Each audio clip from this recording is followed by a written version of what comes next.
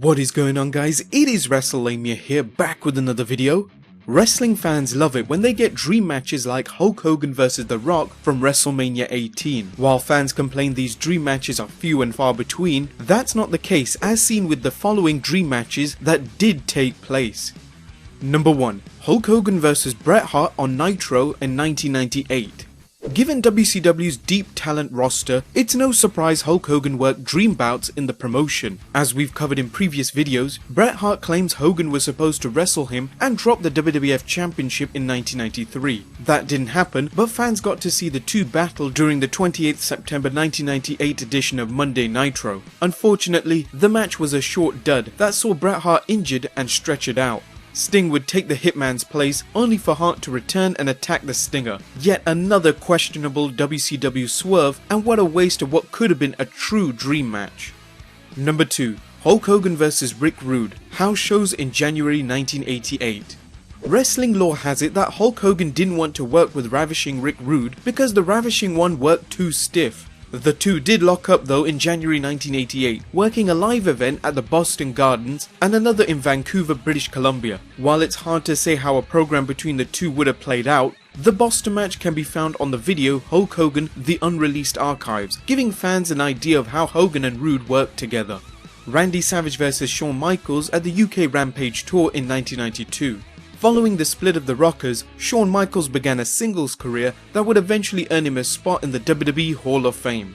During his first year as a lone competitor, Michaels quickly rose through the ranks to become a championship contender. Although he would not capture the WWE title until 1996, he had his first opportunity for WWE's Ultimate Prize when he challenged Macho Man Randy Savage at 1992's UK Rampage, a pay-per-view event that was held in Sheffield, England. Number 4. Triple H vs Bret Hart on Raw in 1997. While Triple H wasn't a main event player yet, he was no curtain jerker in 1997. Working alongside Shawn Michaels in D-Generation X, on 6th of October 1997, Triple H battled WWF World Champion Bret Hart in a match designed to continue the heat between DX and the Hart Foundation. While the match didn't go to a conclusive finish, it was still entertaining, featuring interference from Shawn Michaels and Chyna that allowed Hunter to claim a count-out victory. Number 5. Steve Austin vs Eddie Guerrero on SmackDown in 2000. Eddie was a star on the rise, but he wasn't a WWF main event player yet when he faced the Texas Rattlesnake in November of 2000. Still, that didn't stop him and Stone Cold from having a short but action-packed match that was heavy on brawling. 2 years later, the WWE set the stage for what looked like an Austin vs Guerrero feud, but that year, Austin walked out on the WWE after they asked him to lose clean to Brock Lesnar on free TV and with no build-up. Number 6. Brock Lesnar vs Benoit on SmackDown in 2004. This battle between two wrestling machines saw the Beast Incarnate battle the Rabid Wolverine on the 4th of December 2003 SmackDown. What Benoit lacked in height, he made up for in fight, giving Lesnar more than he bargained for and getting Lesnar to tap out in the Crippler Crossface. The only problem was there was no referee to make the call as he'd been taken out accidentally. Lesnar grabbed a chair, blasted Benoit and got the win. Despite the Screwjob ending, this was a captivating bout and one you should check out if you haven't seen it.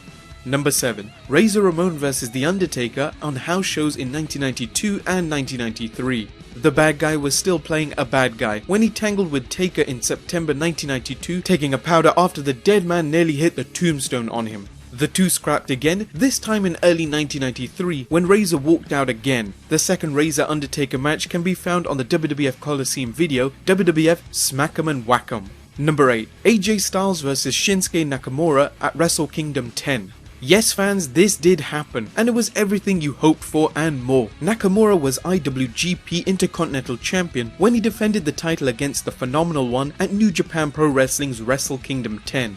The leader of the Bullet Club fell to Nakamura in a 24-minute classic. New Japan Pro Wrestling fans were shocked when they learned AJ Styles, Doc Gallows, Carl Anderson and Shinsuke Nakamura were leaving the promotion for the WWE. Don't be surprised to see AJ and Nakamura battle again, this time in the WWE. Number 9. Rob Van Dam vs Shawn Michaels on Raw in 2002. Shawn Michaels' return to action was highlighted in a battle of the High Flyers as the showstopper battled the whole effing show, just weeks after Michaels won the World Heavyweight Championship at the 2002 Survivor Series. This match could have been one for the ages, but instead served as a way to continue the program between Michaels and Triple H. What the fans did see of HBK and RVD was memorable, with both men showing what made their matches so electrifying. And number 10, Brock Lesnar vs Hulk Hogan on SmackDown in 2002. Hogan haters complained the Hulkster never put anyone over, but that's not what happened during this 8th August 2002 SmackDown episode, where Lesnar kicked out of Hulk Hogan's leg drop of doom, knocked him out with a bear hug, then delivered a bloody post-match beatdown. Hogan surely wasn't at the height of his abilities, but he was no jabroni either, having recently held the WWE Championship. Well guys, there you have it, 10 dream matches that you may not know actually happened. Are there any we missed out? Be sure to leave your comments down below, as I'm sure there's many more. Subscribe if you haven't already, and I'll see you next time with some more wrestling content.